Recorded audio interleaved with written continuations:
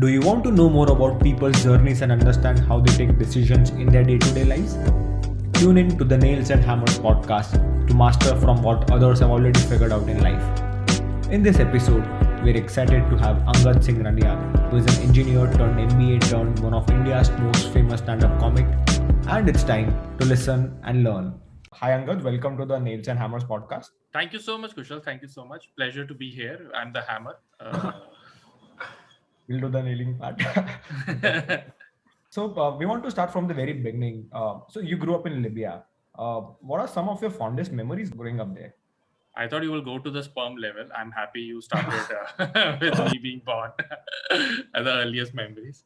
So I was quite, I think what, 10 years old when we moved to India.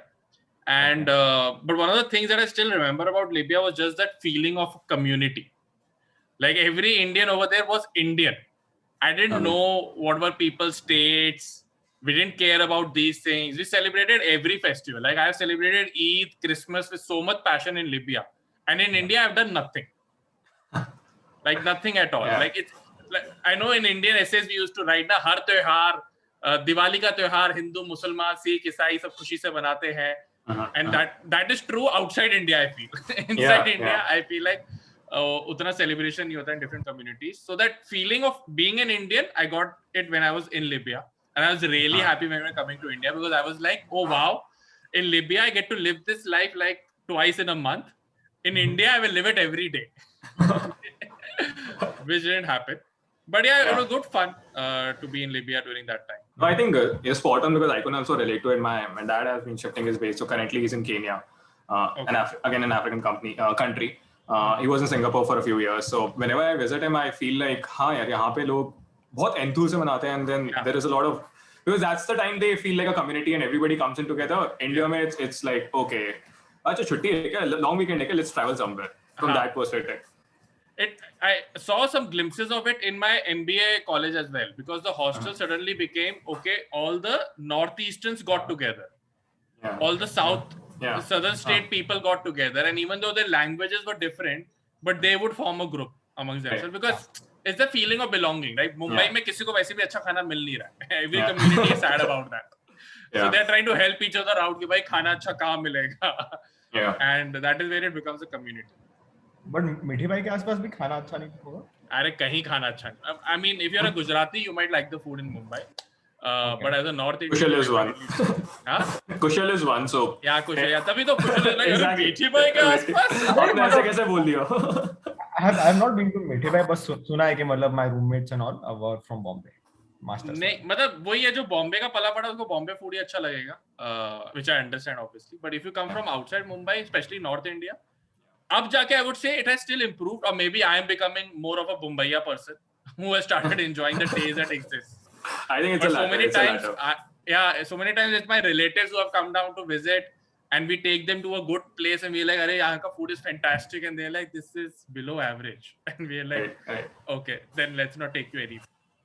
Right. So moving on, I think when you shifted to India and then you had a normal trajectory, right? You went for engineering, right? And so how was that? And I think you were into dramatics and stuff, right, during engineering. So would love to know more about how your engineering days were. I believe out of my 2 graduations, engineering wasn't that pleasant. I felt a bit, I would say, on the outside of the general atmosphere in the college. And I was always interested in dramatics in college. And there was actually another Angad Singh who had started a dramatic cell. Oh. Wow. And but somehow, I don't know, with that entire group, my equation never settled. Later on, I heard them telling somebody that they felt that I wasn't responsible enough, that I don't show on time, etc., etc. And so, having no other option, a friend and me, we went to actually National School of Drama, and just to try to see what happens. And over there, we met this sweet lady, and she was like, "If you want to act in plays, we are this group. We have zero money. But if you're into enough, just come and we'll rehearse and we'll do this play." So with them, I did a play, and from there, I got to do a play in Jammu and in Amritsar. Very, very small roles. I used to get here and there. But I really enjoyed that entire process of drama and realizing like some of those actors on stage are way better than what you see in Bollywood. So I went through that entire process. And eventually, it's not like I didn't have friends in college, but you feel like you didn't really belong here because all the guys were busy playing Counter-Strike. And I was busy running after girls. And they were like, Counter-Strike mein khele jata tha, they used to take a chaku and just stab me. So I was just bad at the most stereotypical engineering thing. But hopefully you were good at the other thing. Yeah, that thing I was better at, yeah. Like I remember, and I talked about this on my podcast, like the 2007 World Cup ka final tha. Yeah. So that day also there was a rehearsal and people used to bounce from rehearsal for any reason. And I was like, no, Angad, if this is your passion, you have to go for it. Final hote rahenge aur final aayenge, you can watch. You missed the India versus Pakistan final. Yes, I watched only the last 5 overs. I missed it and I went for the rehearsal. And that day they didn't even rehearse my scene, by the way. I was just there helping them out. But that's a part of it. That's the part of a being, commitment, yeah. But then you were not into engineering at that point in time? See, at that point of time, I was never thinking about this as a career. If you ask me, I wanted to do something in the entertainment space, but I didn't really know how it's going to happen. So by that time, my sister had introduced me to Russell Peters, and but I didn't know that India had English stand-up comedy, or we had stand-up comedy in the observation space. I assumed it more to be in the mimicry space. And so I didn't know all of this. I was bad with computers generally, and I think the first company I got into वो जो भाव मतलब उठाते हैं सबको was Infosys. Mass recruiter. हाँ, mass recruiter जहाँ पे उन्होंने एक सवाल टेक्निकल तो पूछा नहीं, because Infosys is where your actual college starts. Yeah. Right, where the learning actually starts. So Infosys ही जा रहा था, and मतलब my joining came late because I was an electronics student. As it happens, computer science student. So we had like this 6 months ka gap in which I was trying to get through another telecom company, because it was electronics and telecom communication. Telecommunication. So I got through a telecompany, I got through Ericsson. So I was very happy with that. I enjoyed my job at Ericsson. I had no problems with that. So I loved engineering. It's not like I didn't enjoy per se engineering, but I wasn't a proper geek person. Right. And then how did you move to MBA? I mean, how did MBA happen? Job because my sister did MBA. Achha. That's the law it is. My sister did MBA from IIM Calcutta. Okay. And then my parents heard the average package at IIM Calcutta.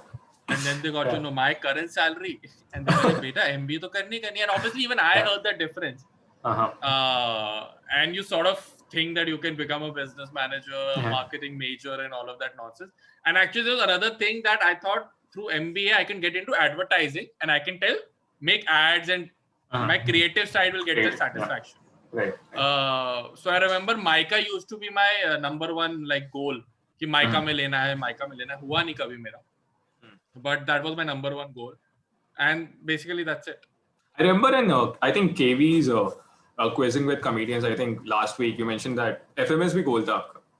FMS तो mummy का goal था, parents का, because वहाँ 11,000 का MBA मतलब साल का fees है. As compared to where I paid 6 lakh. Yeah. My mom promised me I'll give you a car. And the car is like, I'll give you a Wagon R. I'm like, mom, मतलब Alto promise कर रही है mom. I'm like, अरे 11,000 खर्च तो गाड़ी तो महंगी ले दो. But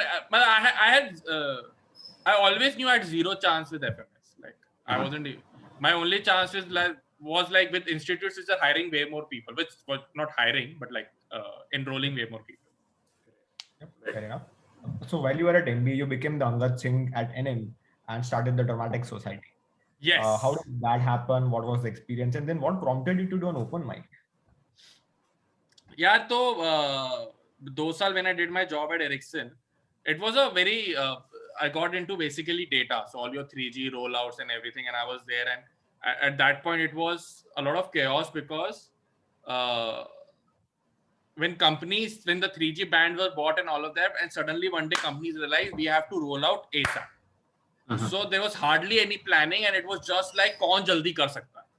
Right. And like hardly, but we were training while we were figuring things out. Like we were used to be on the call at 2 a.m. because all the telecom maintenance happens at 2 a.m. So now if there is any error that has come in, suddenly there will be 20 people at 2 a.m. on the con call, and everybody is just doing, अच्छा वो वाला वहाँ पे जरा डाल के देखो तार को, अच्छा उसको switch on switch off करो, and it's just troubleshooting out of the blue.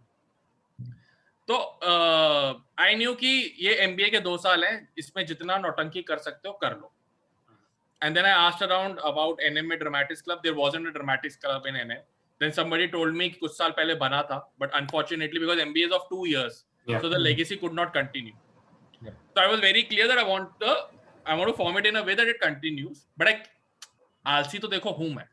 You know that leadership skill doesn't exist. I'm not a CEO material at all.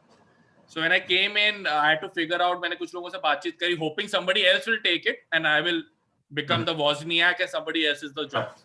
But there was no jobs. So I did the next best thing. I just मैंने अपने सारे friends को बुलाया. मैंने बोला हम drama करेंगे साथ में. That drama absolutely tanked. Was absolutely rubbish. I remember having nares like 1, 2, 3, 4 बंद करो ये अत्याचार by our seniors, right? That's the usual thing. I mean, अच्छा भी हो तो भी going to be there. No, it was bad. I'm not going to deny it was bad. But what happened is, just because of that attempt, a lot other people got to know we are doing this.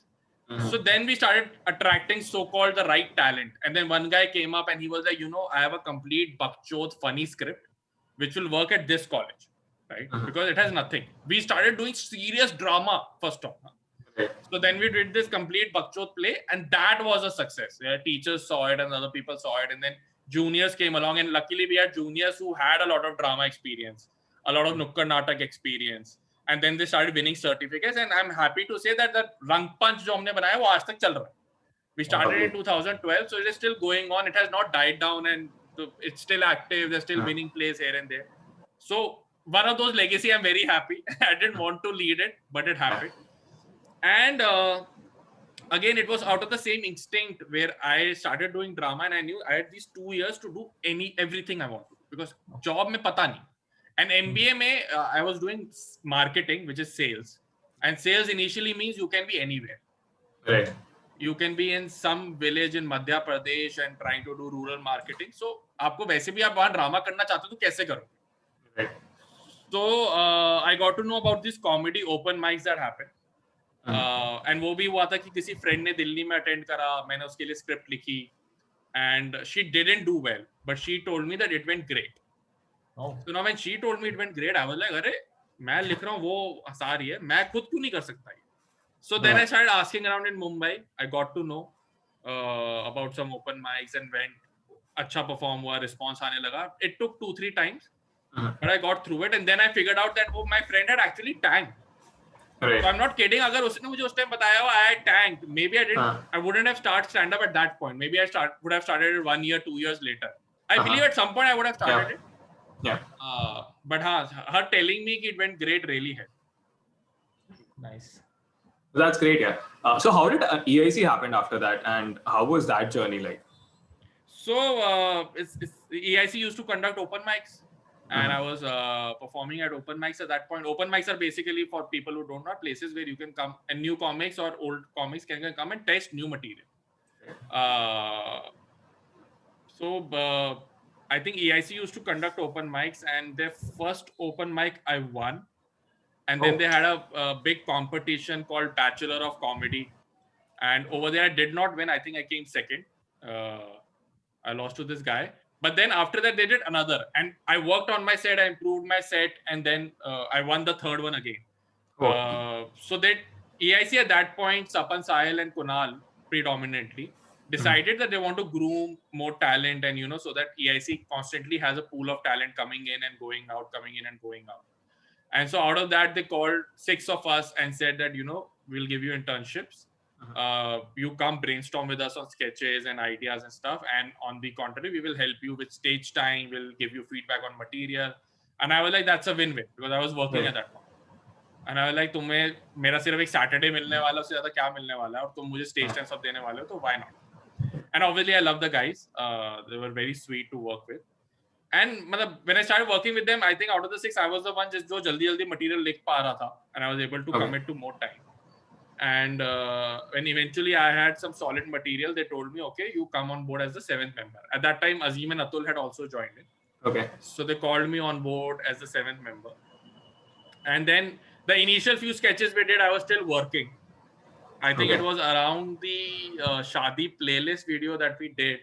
That by that time I decided, okay, I'm going to quit my job and join full time and work with EIC. I remember when I decided that So Sapan used to egg me a lot. He used to motivate me a lot that, what's your plan? What's the future? Kab tak job karna hai? Kab tak ye chalega? Because there's also a right time to get into stand-up. Right. You don't want to delay it too much. And so when I finally finished my education loan, right, through my salary, I saved money, finished, I had zero liabilities.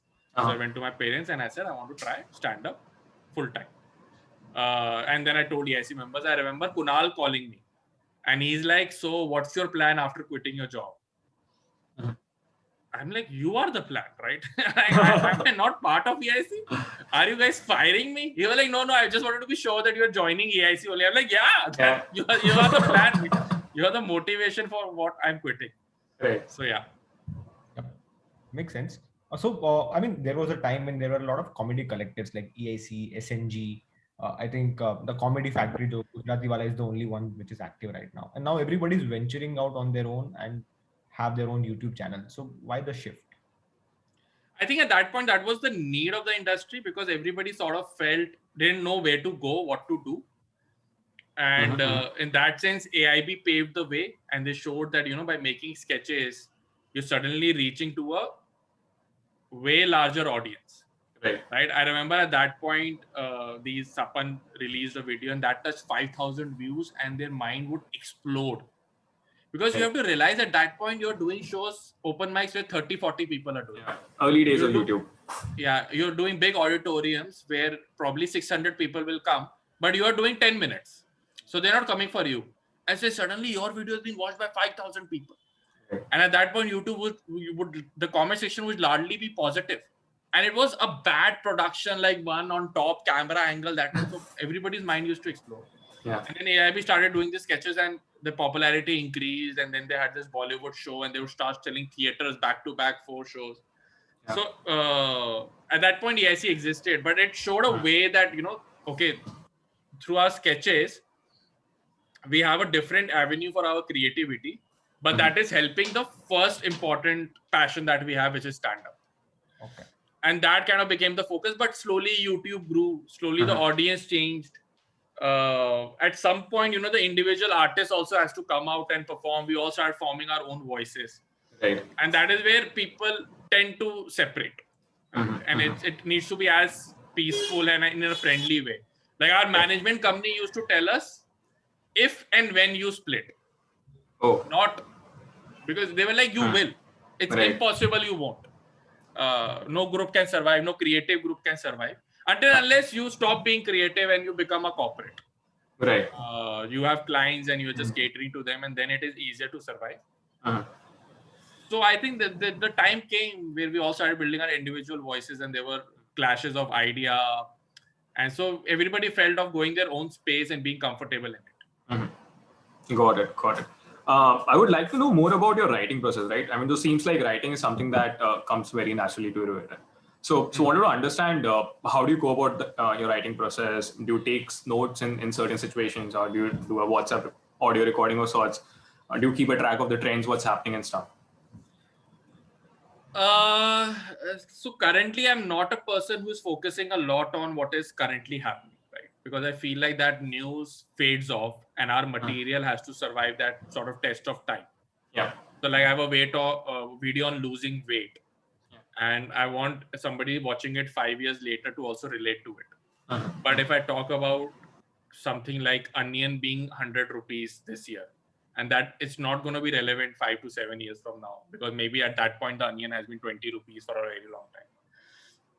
So my focus has generally been on how we react to situations and how the modern lifestyle has sort of become, how our family equations are changing. And I've realized I want people to be sometimes a little uncomfortable with the truth that exists between our homes, but we don't want to talk about it. So that has been my focus.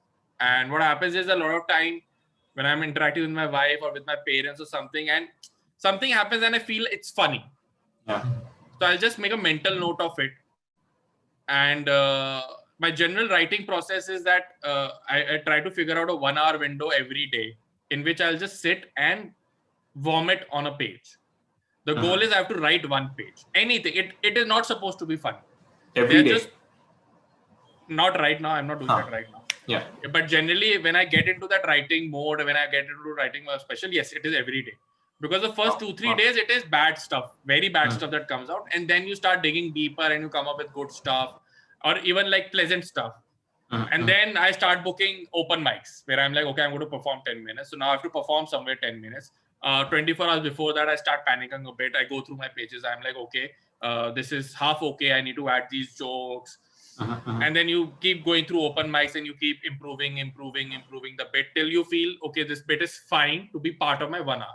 And then you get on to the next bit. But yes, writing every day helps a lot. I'd recommend that to anybody who's in a writing process. So people like Veer Das and Saurabh Pant, they still do it. Saurabh Pant, I believe, out of 30 days, he would still be writing for 22 to 23 days easily. Like I've seen him at airports where I'll be like watching some random stuff on YouTube and he has 30 minutes and he'll open his laptop and he will just keep writing something. Even if it is a sketch, even if it is something he's not using, it's like using your muscles, right? Right. Like going to a gym. Yeah. I'm saying all of these things where I don't do anything. But whenever I get into the mode, I think post-lockdown, when lockdown first time started, I believed it will get over in 2-3 months. So I was like, this is the best time to write. So entire April and I think till May 15th or 20th, I wrote a lot. But then I was like, okay, this is not going anywhere. This is not getting over. And so I gave up. Post that, I think I've had 1-2 sessions here and there, but not on a regular basis. And also, like when you're doing shows like stand-ups or open mics, so how do you experiment on stage?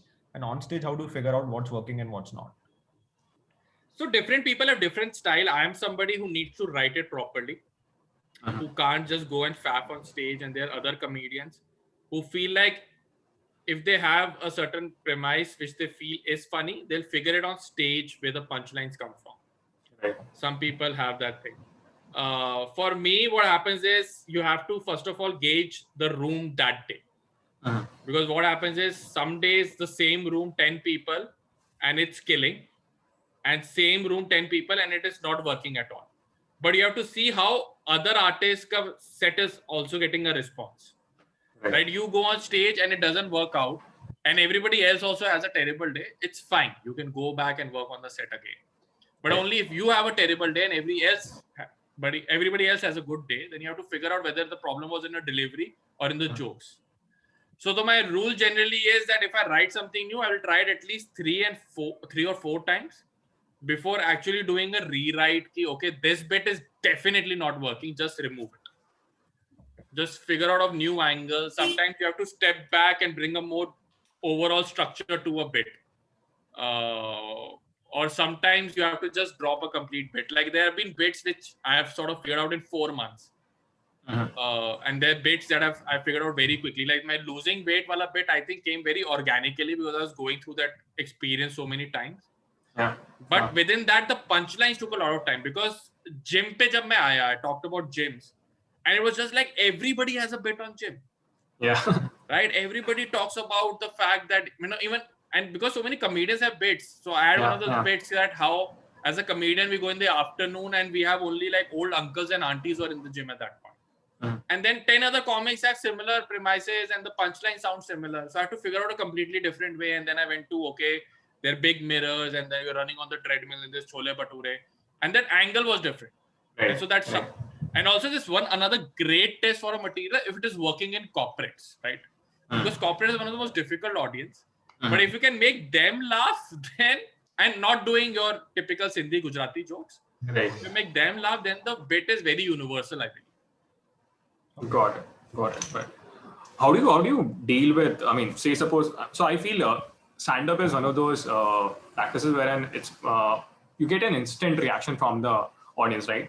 Yes. So how do you deal with, say someday you bomb the show, right? And there are hecklers in the show. How do you deal with all of that? Hecklers, when it comes to hecklers, I think Indian audience is one of the best audience. We don't see heckling that much. There's a lot of respect of the person on the stage. You might get that drunk heckler here and there, and I will be very honest, the audience is more pissed with that heckler. Yeah. The audience is on your side. So because of a heckler, if you tag, the audience is like, ye insaan acha tha, ye audience member was the problem. Like, sometimes an audience member has been rude and a comedian has told that audience member that you realize you're not the only one who spent 500 rupees. Everybody else has. Right. So you're wasting everybody's time and money, and the audience cheers the comedian that you go for it, leave the heckler. So heckling, I don't think बहुत बड़ा tension है. About tanking, I feel like you have to tank. It's a process. As a comedian, I can't be scared of tanking, because if I become scared of tanking, I'm not going to work on my material. If every time my material is working, that's also a bit of a concern. That becomes if you're too popular, and everybody knows you, so no matter what you say, they'll laugh.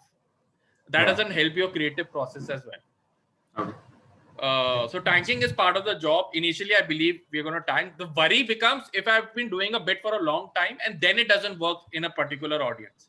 Then you start thinking, okay, अब ये काम क्यों नहीं करा? Because क्या होगा कभी-कभी? So sometimes you will go and perform, for example, 45 minutes together. Now in that 45 minutes, you have, let's say, 4 bits equally divided into whatever 11 and a half minutes. 4 bits of 10 minutes performing 40 minutes. 3 bits are done and 1 bit is sort of weak. So your entire focus on the 1 bit, you're adding jokes, and that 1 bit becomes very tight. Now suddenly after the first 3 bits, which you thought were tight, but now the 4th one has become tighter than all 3. So उसमें से suddenly एक weak आ जाता है.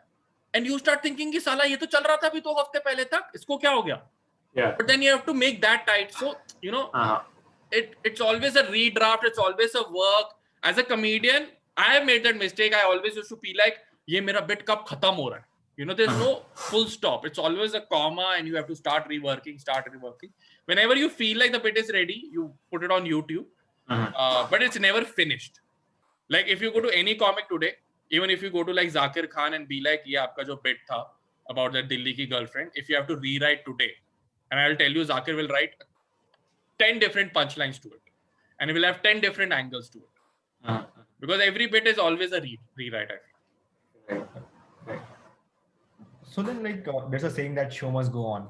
But you might have a rough patch in your life. You might be in a bad mood. How do you detach yourself from what's going on in your life and then perform your best when you're on stage? यार वो कुछ option ही नहीं होता ना, right? My job is to make people laugh, and then making people laugh gives you so much joy that for that 1 hour you actually forget that something bad is going on in your life. Like I've performed for like 1 hour. I mean, there's not something bad happened, but there's certain sort of an emergency, and I'm going through my bit and I'm killing. And I think in the last 5 minutes, it suddenly struck me that okay, as soon as I get off stage, I have to call my wife. I have to figure out whatever is happening and not happening.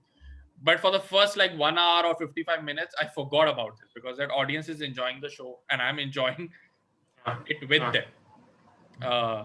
So that's my process. I'm sure there are comedians out there who find it very difficult to detach. I somehow, when I get that first few laughs, I find it easier to be in the moment than to think about anything else at that point. I mean, in fact, even for streams, like there have been streams where I've done Baby Over, where before the stream, like half an hour before, I'm quite stressed, but I'm like, okay, now because for me, this is still performance. Like this is me energetic. Yeah. Right now, when I'm talking to you, if you switch off the recording, I'll talk in a very different way. Right? There's a mode that kicks in, you're performing. Yeah. And it's the same with Baby Over. So when I'm performing. I forget everything else. Absolutely love Baby Over, by the way. I mean, the kind of... Yeah, man. I think the kind of content in terms of you revisiting the old matches and then talking about it, it's like maza hi aa jata hai. Thank you so much, man. Thank you so much. So wanted to learn about. So there are lot of new stand-up comedians coming up every day, right? Yes. I mean, it has become mainstream and the adoption has been massive. There are a lot of regional comedians that are coming up, right? How do you, as in stand-up comedian, how do you like stay relevant across the years, and how do you upgrade yourself? So a lot of the older comics, and I will not say comics in my scene, I'll talk about Hindi comics that we have seen on TV.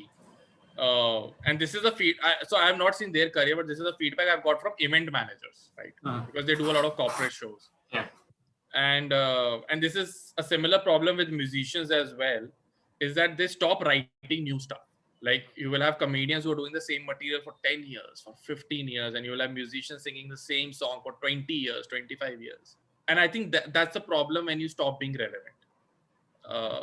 I think as a creative person, you have to keep writing new stuff and you have to write bad stuff and you have to have bad shows in order to get to that good show.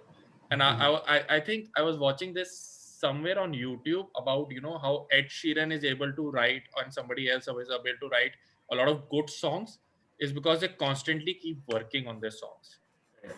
And so your mind will put out bad shit, and then eventually it will get to the good shit. And so there's this process of writing, which I've talked about, right? Yeah.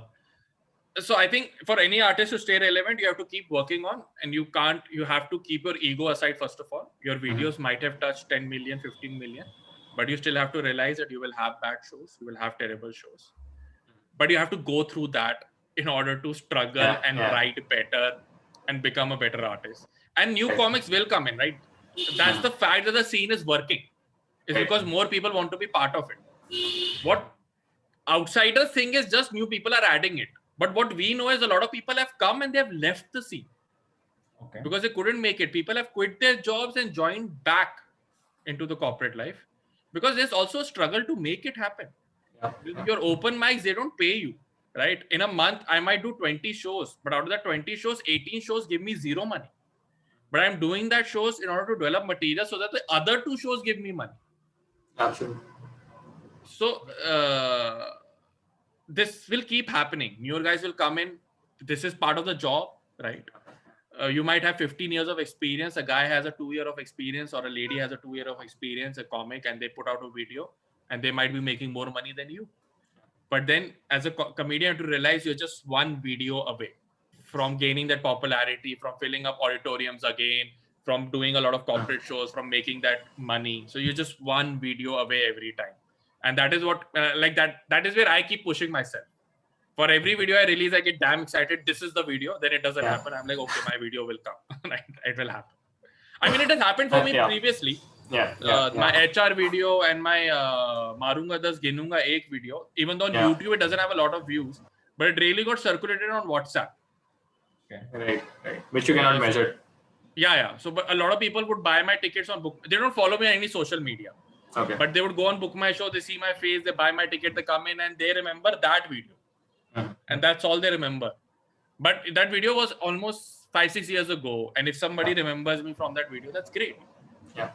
Rajma Pav is also one of the famous punchlines. Yeah. उसका मुझे कम सुनने को मिलता है. मारूंगा 10 गिनूंगा एक is that the all time. I think HR bit is also fantastic. Yeah, even that got, like, now I look at my HR bit and I'm like, oh my god, I could have written it so better.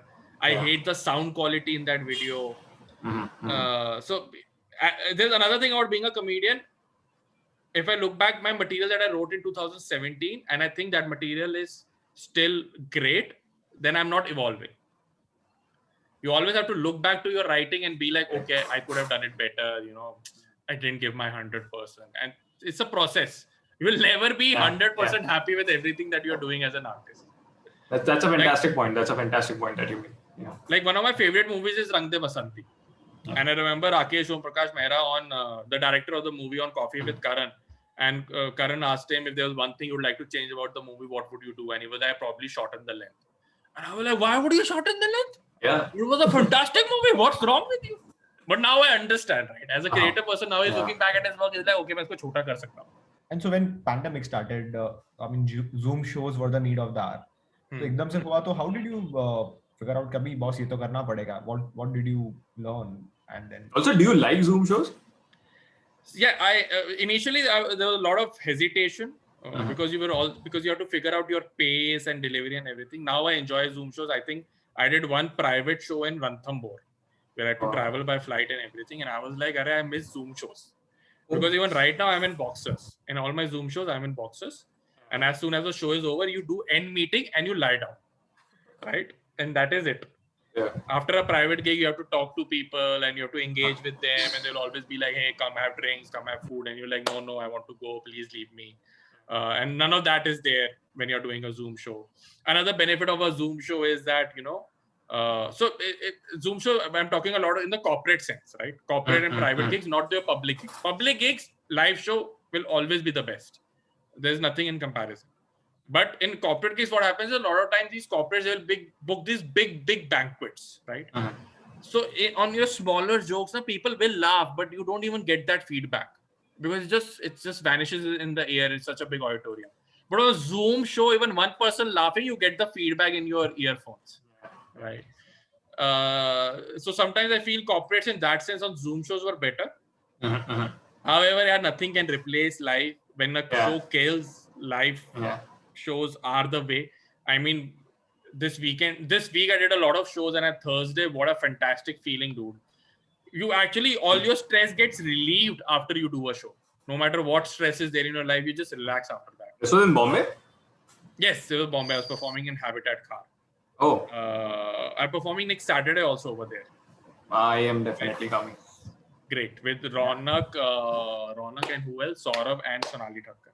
हाँ जी, तो Zoom shows तो मतलब Zoom shows हो रहे थे was a great feel, you know, because pandemic you had nothing else. I started actually testing new material, and then I realized कि वो यहाँ तो चल रहा है, but वो stage पे चलेगा नहीं चलेगा पता नहीं है. And I did a couple of Zoom shows and they went very well. So मैंने तो enjoy करा. A lot of people had their hesitations. Now I have fully professional in corporate shows doing on Zoom. Know what my pace is. Now I've done shows where there is no audience feedback. It's like a TED talk and I perform for 40-45 minutes.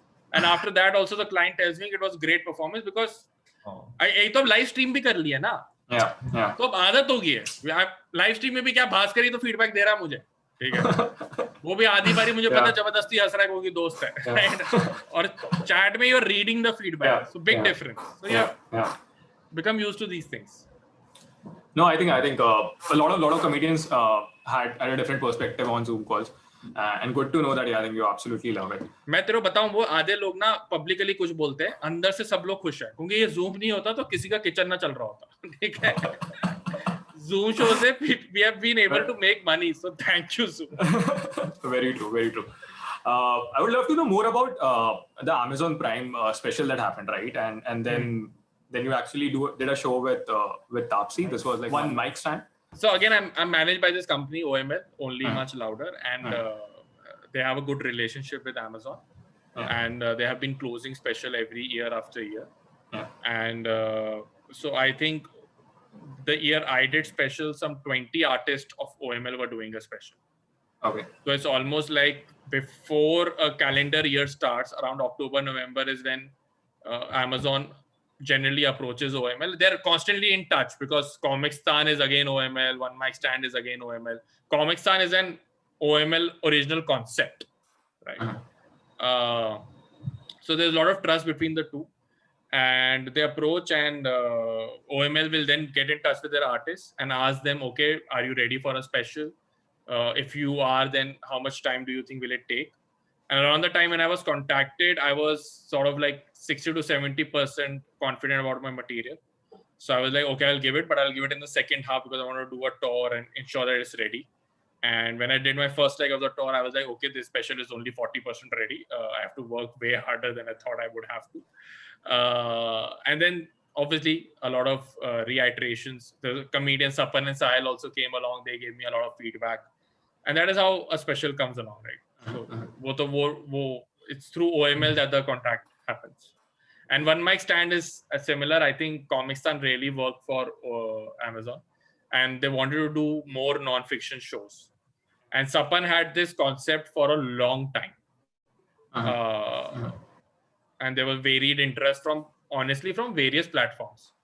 But after this happened, and Sapan ka special bhi tha Amazon pe, Sapan was part of Comicstan. So Sapan also had a very great relationship with Amazon.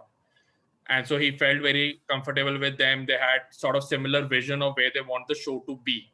And there are a lot of Amazon executives that were backing it. And that is where it went on Amazon. And uske baad to Taapsee to hai hi mere direct touch mein. And Taapsee is always game for trying new things. I think Taapsee was the first artist we closed for One Mic Stand. Okay. Because when he got the go-ahead from Amazon, he told me, can you check with Taapsee if she will be interested? We met Taapsee and she said, yeah, game on, I'll do it. She was a bit hesitant, bit nervous. She was like, I'll do it.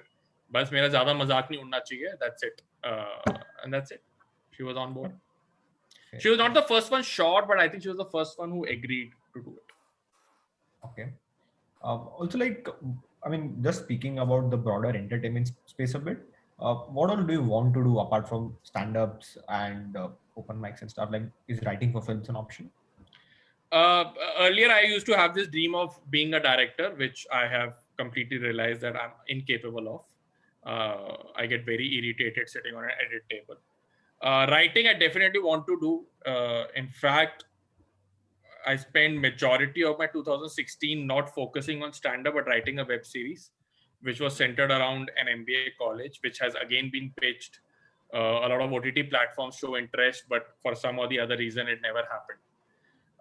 So right now, it's there. Whenever somebody is interested in a similar space, we go and pitch.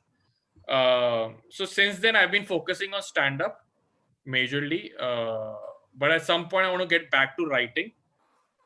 Web series, I have a few ideas for films as well, but it's just that I don't know, somehow motivation aa nahi raha to give too much time to it as of now in my life.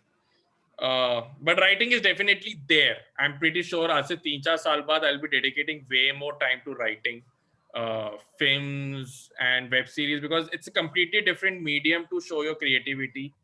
Stand-up, you're too focused on laughs. Even when you're telling a story, it's more focused on laughs. But when you're trying to tell a story, that's a completely different expression attached to it. And I feel I have a serious side to me. It's not just always like jokes. So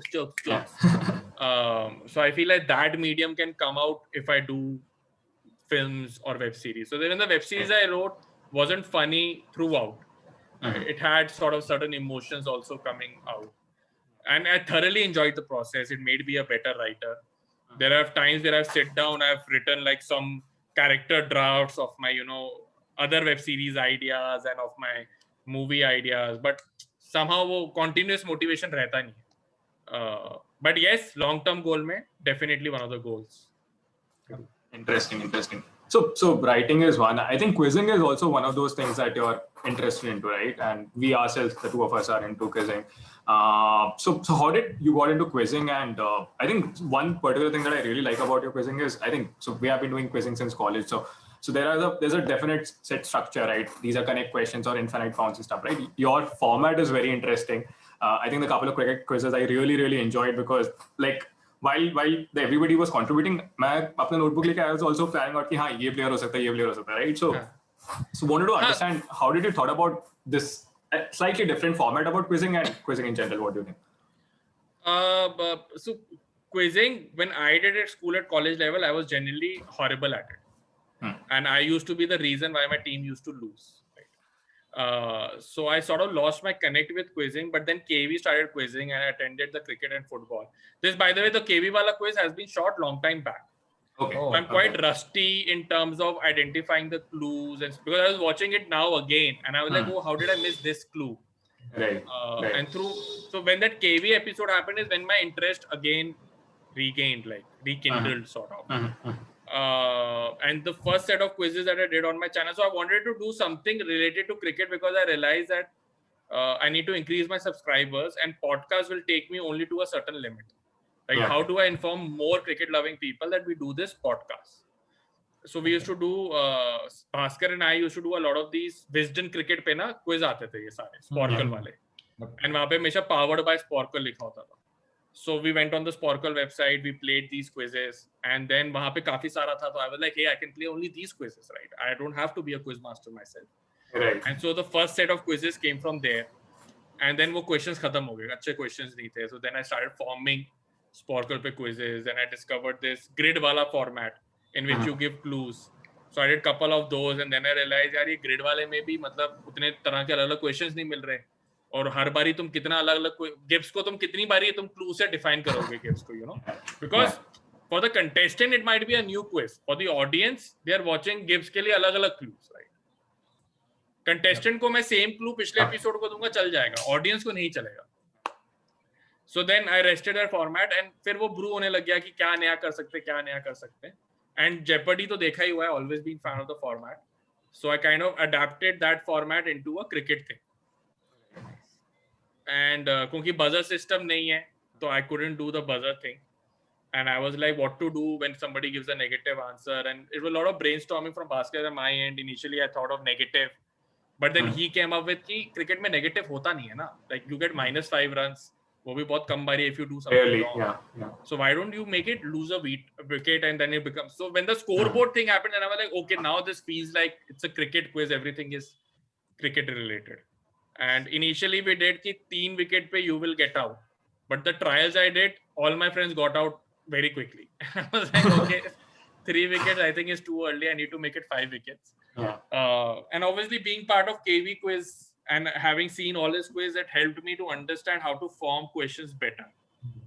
How to give those small clues so that people can reach to an answer to a cricketer. So KV ka quiz helped me a lot in order to come up with this format. And by the way, ये format मैंने सोचा भी था. The first person I called after Bhaskar and I sort of had 80% of the structure was KV. Right. And I said, I'm thinking of this format. Do you think it will work? Is there something wrong? Where should I work more? Where should I work less? And he has to give his blessing, and then you're like, okay, this format can. Fair enough. And just wrapping up the whole conversation a bit, you did your MBA in marketing. Yes. So how does brand manager Angad manage the brand Angad, and what challenges does he face? According to the brand manager Angad, the artist Angad is quite useless because he puts zero time in being on social media and focusing on those things. I think the brand manager side of me is now coming and managing the YouTube channel because I'm thinking of those terms. I'm happy because I thought of this quiz format. These are things that, normally if you would ask me before the lockdown, I would have never done it. Right. The Baby Over podcast also, I got pushed into it because lockdown had happened. Yeah. And, you have to do something with your time instead of just wasting it. Quizzing also, I think this new format that I had, which is Jeopardy inspired, I had my call with KV around December, and still I took over 2 months to finally commit to a date and be like, nahi karna hai, hi karna hai. So I don't focus more on managing the artist side of myself as a brand manager, but managing the YouTube side of it. And which I think is great, because when Bhaskar and I started, we were assuming that we will touch hardly any numbers. 10,000 mein pahunch ke bahut hoga. But quizzing really helped because it again informed a lot of cricketers to follow this. And then eventual goal was to put my stand-up on this channel. But then I realized if I put stand-up on this, it will get lost. And people who love me just for my comedy are not fan of cricket. I will not reach them. So then I had to take the gutsy call of starting a completely new channel and naming this channel Baby Over. So yeah, the brand manager side still exists. It's not completely dead. But usko maine artist ke saath, my comedy side it is not there. But for my YouTube channel, it will be there. Got it. We'll move into the final section, which is rapid fire. So whatever comes to your mind, just shoot. Who, according to you, is the funniest EIC member? अपना नाम मत लेना. Apart from me, okay. On stage, off stage. Off stage. Off stage, I think it will be Saurabh. And least funny EIC member. Wow. Can I just say pass? Fair enough. Okay. Wow, you're good guys, huh? Okay. So heavily into cricket, right? So Dhoni or Kohli? Dhoni. Mumbai or Delhi? Delhi, man. Delhi, always. Okay. Ravi Shastri the coach or Ravi Shastri the commentator? Interesting. I think for now, Ravi Shastri is the coach. Any interesting hobbies that you picked during COVID, apart from the streaming stuff? So chess, again started playing a lot of chess, thanks to Samir Raina and thanks to comedians on board. And I've been really enjoying it, even though recent week I've been out of form. But I think it's a great activity to do. Sometimes you can't find anything to watch on a YouTube or Netflix because pasand nahi aa raha hai. दो matches chess खेलो. या 2 matches chess खेलो, दोनों हारो, खुद को गालियां दो और फिर सो जाओ. Favorite comedian? Currently, I would say Dave Chappelle. यार उस बंदी का मैं नाम हमेशा भूल जाता हूँ. This lady who has this, I really loved both her special on Netflix. In both the specials, she's pregnant. Oh. Do you guys remember her name?